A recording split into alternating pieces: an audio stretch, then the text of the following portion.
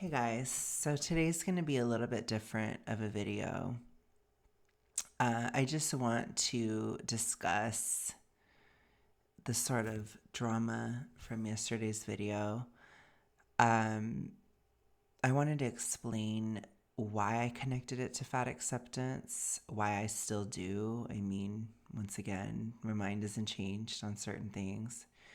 But I also wanted to address certain aspects and certain things that were not expected. So I know that marriage has been under discussion a lot. Um, it's been very, very heavily politicized. And I didn't think it was so much to the point where it was like almost as if I had made a video on abortion, which is like a very, very polarizing issue. I think it's very strange that we are in a time right now where marriage is so heavily politicized I don't think marriage should be a left right issue whatsoever. I took it as something totally different. I understand that I am gay, and I don't think that marriage is so polarizing in the gay community. It's not, or in the gay world, I guess I should say. Like I said, I don't believe a gay community exists. I don't. But in the gay world, marriage is not so heavy a topic. It's not so polarized. It's not, it's very much seen as you choose to get married or you don't. And I just don't think of it as a big deal. And I think a lot of gay people don't see it as that big of a deal. Some probably do. But for me, I don't. I just see it as a life choice. I compared it a lot to going to college. I see it as something kind of similar in terms of emotional, like passion. I would just see it that way of like, oh yeah, you're choosing to go to college, or oh yeah, you're choosing to get married. I don't see it as something to be shamed if you don't, but I also don't see it as something to be praised if you don't. I don't think people that don't get married deserve praise because it's kind of like you're just not doing anything. It's kind of like a lot of stuff like that where people want praise these days for things that are really mundane or just not, they don't require any effort. It doesn't require effort to not get married. So I just found the whole thing kind of odd because for me, it is such a neutral decision that I think a lot of people projected their opinions onto me, or they projected the opposite opinion onto me in a lot of ways. I actually had a comment exchange where somebody pretty firmly on the issue of being against getting married young and somebody who supported it both disagreed with me and kind of projected their views onto me. And I don't mind disagreement, but I have to put some boundaries up just to start here. I don't mind disagreement. I don't mind people having different views. What I do mind is you cannot tell me what my views are, especially when I'm telling you that you're wrong about my views. What you can't do is lie about me and expect me to still like you. You can't, like this one person was going off about how I'm going into every comment thread and I'm fighting with everybody on this issue. I really didn't. The TikToker was so extreme in her rhetoric against not even just getting married young, but getting married at all, that it was almost, it was just, it was ludicrous. It was a ludicrous issue. But I wonder if there were a couple other things going on. I think that social media is tricky because there is, in some ways, a dehumanizing aspect to social media. every single one of your content creators, every single person that makes YouTube, TikTok, etc. content, they're a whole person. They have differences in opinion.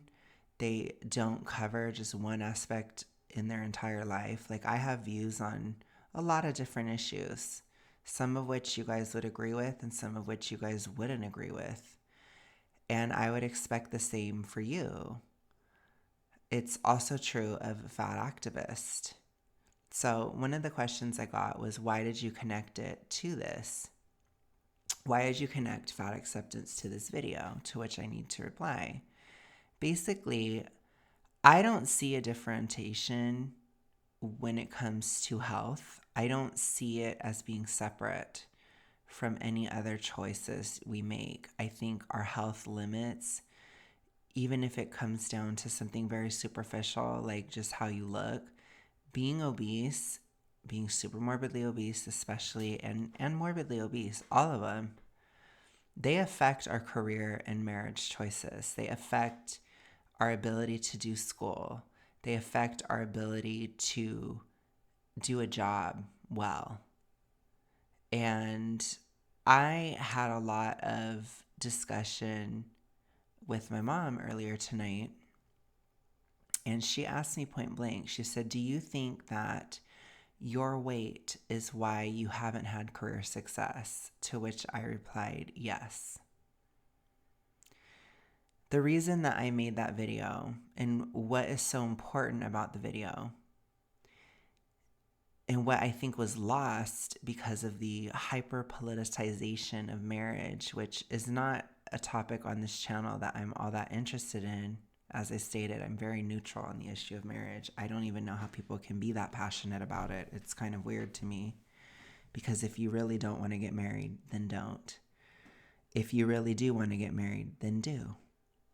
But I think for me, it's just, I want to get married someday. There are a lot of issues I had in regard to my health that prevented that from occurring, on multiple different opportunities that I've had since gay marriage was legalized. And it's horrifying. I struggled a lot with, as we talk about, toxic ritualistic behavior, and it affected my mental health greatly. It really, really, really made me struggle with talking to guys. I would get panicky. I would be very, very anxious. I engaged in a lot of push-pull dynamics when it came to guys. And I know that it's more health related because towards the end of my last relationship, I had stopped all those behaviors for years. And when it came to my ex, I was so incredibly triggered when I first started talking to him. I was so anxious all the time about him. I constantly feared losing him. Like, it's hard to explain, but I feel like a lot of people have felt that way before. And I got better. I started working on my thyroid health, and I started to lose weight eventually, and I started to get better. I got healthier. And for me, one of the things that I liked the most about my ex was how kind of emotionally distant he was, because I wanted to be left alone because I was so sick for so much of that relationship. I liked that I didn't have to put any effort into the relationship, really. I liked that I was able to be mostly in control of when we talked and things like that. And we would sometimes go like a month, like it was a long distance thing. We'd sometimes go like a month, 2 months not talking. And that, I liked that because I liked being in a situation where I didn't have any spontaneity in love. I didn't have him messaging me and stuff like that out of the blue, hardly ever. And I liked that a lot. And over the last couple years of my relationship, I improved. I used to be the type that would send like a barrage of texts and do all these things. And I had so much like anxiety around love. And over the last bit of time, I really wasn't doing it anymore. I didn't have the issues hardly at all. And it got to a point where I would have kind of like emotional outbursts with him. And I got so much better that it's like I remember making it a whole year and then like a year and a half without any incident whatsoever, when I used to have like an incident with him every week. And I had struggled with every other guy the rest of the time. And I have never struggled since. And I think some people can be a little bit more dismissive about that type of thing and say, oh, it has to do with age and it has to do with this and that. But actually, I was getting worse with age for a lot of years. So I know it's health related. And so health absolutely affected my ability to make a relationship work, let alone my ability to attract people. That was the least of my issues, because even if I finally got somebody, I had so many issues health-wise that I had to really build a whole identity and a whole life around illness. And that involved keeping a partner at arm's length. So towards the start of 2023, I was starting to get out of a brutal survival mode. And I was starting to feel a little bit better. And I was starting to want to talk to my ex more. And I was starting to want to be more involved. And I was starting to want to do all these different things and pick back up my goals of moving to Australia, which I had in 2019 and 2020. And I was really close to doing it in 2020. But you know what happened? And all my dreams died. And it was a massive trigger on every level you could imagine. So I was starting to feel better, and I wanted to pick back up and get the process started again. And he dumped me because he didn't want it to change. He didn't want the dynamic that we had of being distant, both emotionally and physically, to change. And I did. And so I gave him an ultimatum, and he left. And he left so quickly, with the swiftness, with a block. I was blocked instantly. No conversation about it. He just wrote his dissertation, most of which was filled with lies, and left. And I was left completely shaken and shocked, because I did not expect that to happen.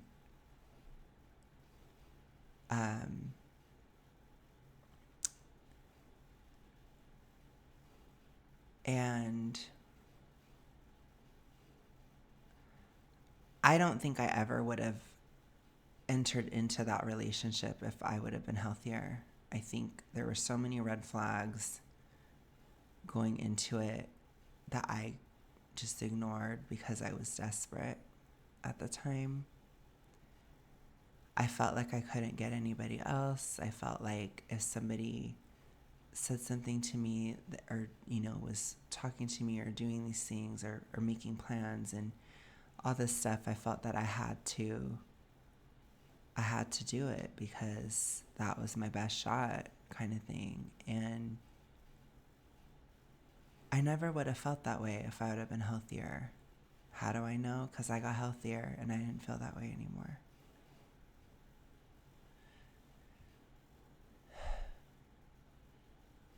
And when it comes to career, I've had so many issues.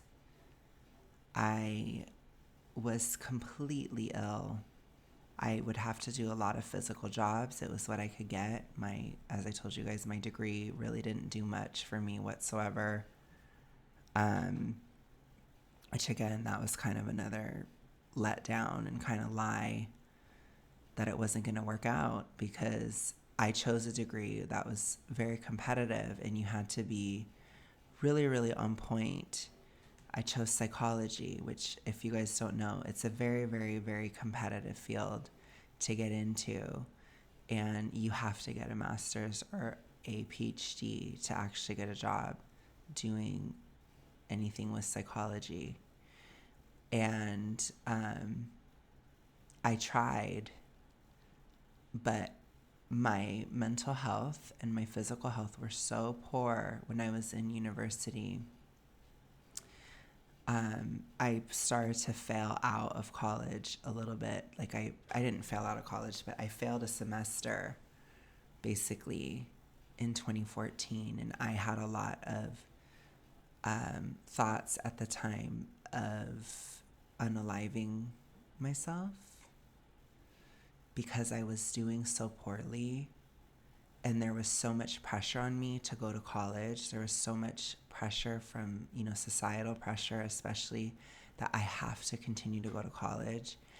And my grades were failing, and it made me want to, in addition to other issues that I had at the time, some of which had to do with my sexuality. But if I'm honest with you, it had to do more with the absolute shame and embarrassment of my grades that pushed me to that, because it was so ingrained in me that I needed to do college. And it was a failure. It was an epic failure of an experience on a lot of different levels. And I knew when I was going to graduate that I was going to be up Schitt's Creek, basically. And I was right. But it led me to have to really think about a different career path and a different way of doing things. And looking back at it, I see that so much of that was because of my health. It was because of my ritualistic behavior and physical health and supermorbid obesity. And I think it's really important to address these things and to actually talk about these issues, because I think the biggest thing is people not understanding that your physical health can affect these aspects of your life. It can affect your finances, it can affect your friendships, it can affect romantic relationships, it can affect familial relationships, it can affect career goals, it can change the course of your life. When you are this big, when you are this unhealthy.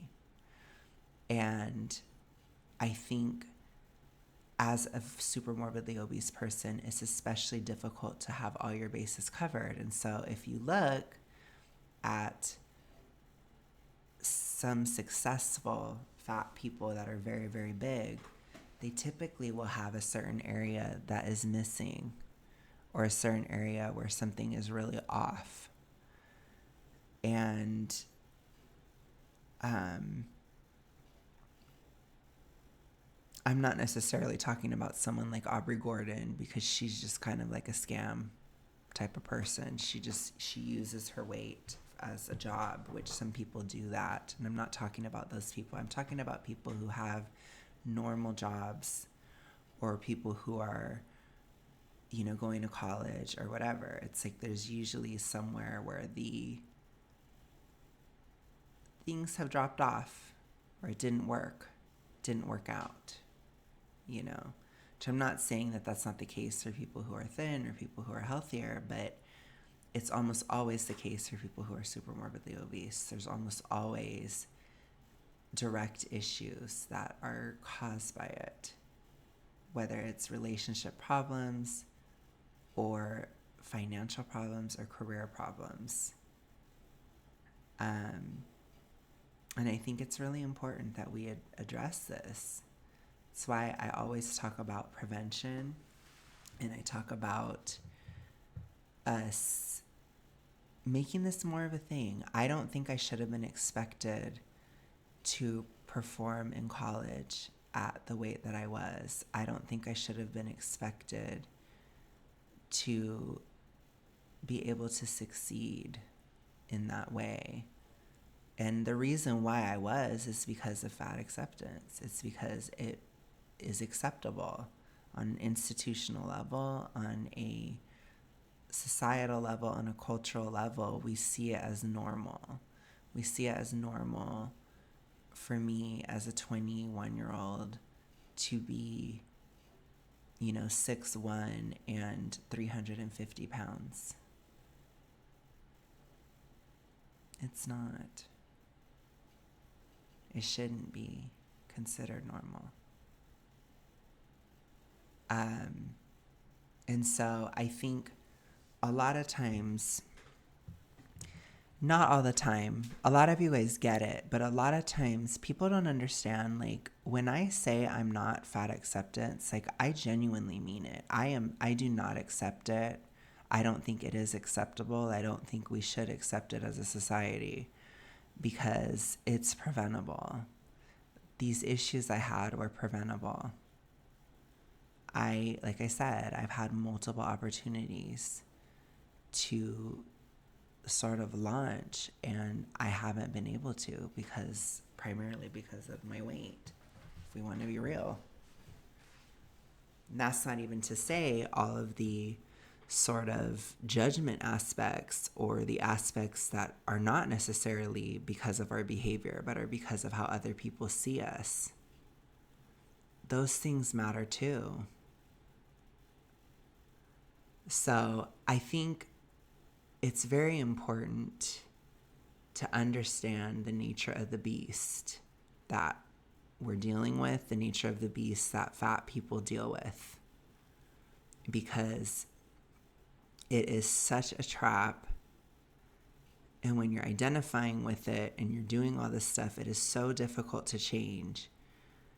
And so while TikTokers and YouTubers and etc., while they have different views on different issues and while they're a complete person, that same completeness of a person, it doesn't really allow for us to separate the person's health from their views, because they're not two separate things. Like, that TikToker, she in part has those views on marriage because of her experience dating as a fat woman, because of what she's been through as a fat woman, both on the look side and both probably on the mental health side. And it's a fact. So, of course, she's going to see things that way. I do not mind her having her opinions, but it really bothered me to see her try to essentially teach young women to hate men. Honestly, I don't really know what else to say about what she was doing. It was just gross to me in a lot of different ways. I think a lot of young women probably would have a very different experience than what she has. And I think that it's difficult to separate. I don't think it's possible to separate. I just don't. So while I agree that fat people can date and have relationships and all these different things, when it gets to be so bad and when it starts to affect your mental health and when it starts to really get so much worse, I don't know how else to explain it, then I don't think it can any longer be the case.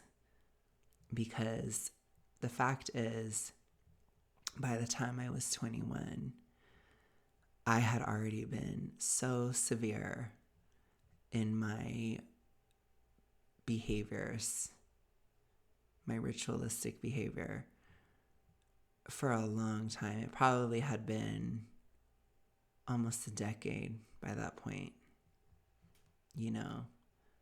where it was at least moderate.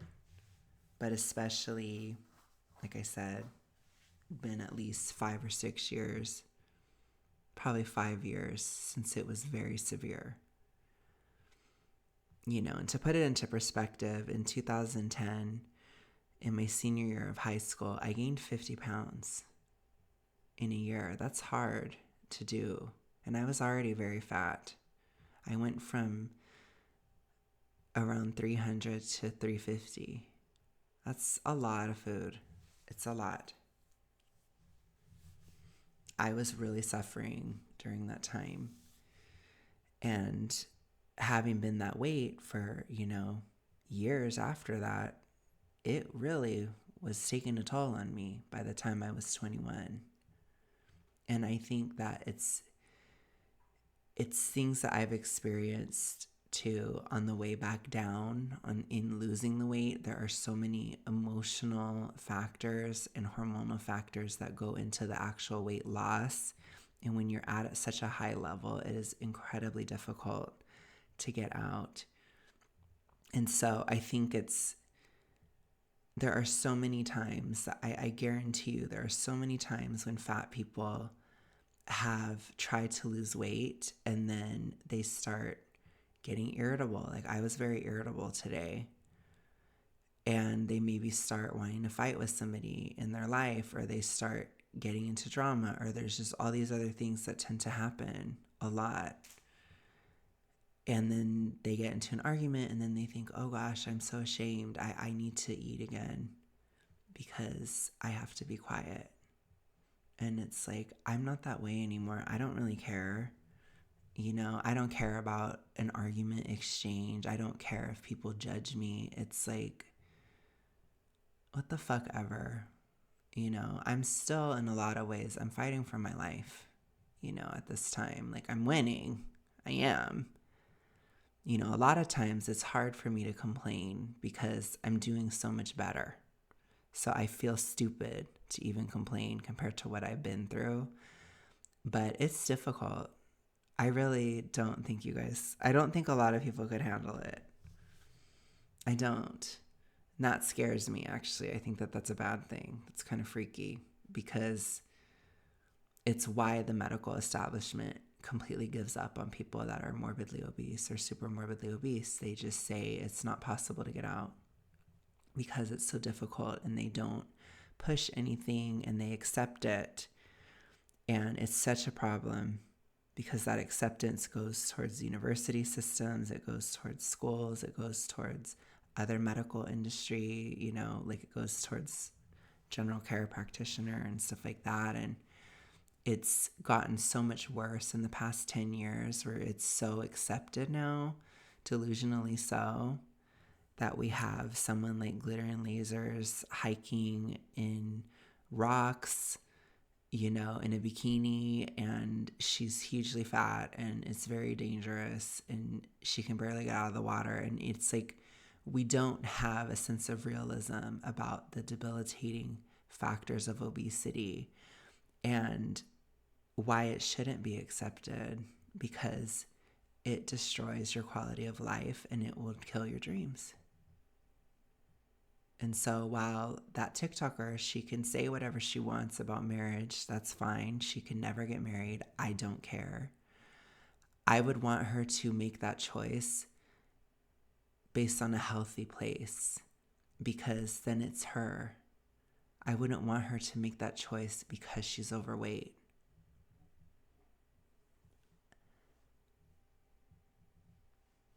And that's tough, because you don't know unless if you fix the issue. What I want in a relationship now, it has changed so much. I want somebody who's attached. I want somebody who's emotionally warm, who's present. I want somebody who is kind and strong, and somebody who's not going to throw me to the wayside or leave me in incredibly difficult times. Like in 2020, when I was in complete isolation, my ex just said that he had his own issues and he couldn't talk to me. And when I went through one of the most challenging years of my weight loss journey, which was last year, he dumped me. I don't want somebody like that. I want somebody who's going to be there and who's loyal. And I think I actually will find it. I have faith. It's hard. such a hopeless time. And even now, losing weight, it is very depressing. It makes you feel depressed. At least when you're bigger, it does. I still feel that way. I don't feel soul-crushingly depressed like last year, but I feel very depressed. And I'm trying to keep everything up for you guys, and it's difficult, and people are annoying at times, and I'm irritable, and it's like, I think a lot of people are tense these days. I try to think about the big picture, but it's so difficult because I have to think about the big picture, but I have to think about the small picture too. And the fact is, as much as the world is changing and is scary and is all over the place, my own body is changing, my own brain is changing. All these things have changed drastically as I've started to heal my body from this damage. And I've had to cope with massive triggers of my ritualistic behavior and not having it. I even missed it this spring. I told you guys I never did it though. I still haven't, and I'm fine now. But it's very hard to deal with, and I'm tired sometimes, So in closing, I want to say I don't care about if people get married or not. The reason I connected it is because I see obesity as an absolute dream killer. And she looks like a girl with a lot of dreams. And I just see issue after issue after issue coming her way as time goes on. I've told you guys, I do believe women can last a bit longer, but they can't last forever. It will come for you. And we've seen it with a lot of people passing away in the movement. And 32, from a super morbidly obese perspective, is pretty old. A lot of issues start coming in. And I worry for her. And sometimes it's hard. Sometimes worry can come across as irritation.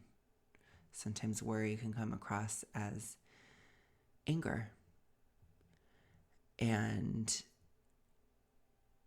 I get angry that she's not hearing this from more people. I mean, I think she is hearing it from people, but she's not listening. She's not hearing it in a way that she could actually understand it. Because most people have a very superficial understanding of it, which I understand that, because if you haven't lived it, it's very hard to understand completely how deep it runs, how far it goes, how much it affects your life. And so I'm like, shit, I'll be the one then, because I don't care. And I don't know how I don't care. I don't even really know. But I guess I'm just that much of a bitch that I don't care. So I want her to succeed in whatever goals she has. I want everybody to succeed in whatever goals they have, whether it's marriage or finance or a career or even a cause to a certain extent. I want you to find success in improving yourself, the world. Some people want to have a family.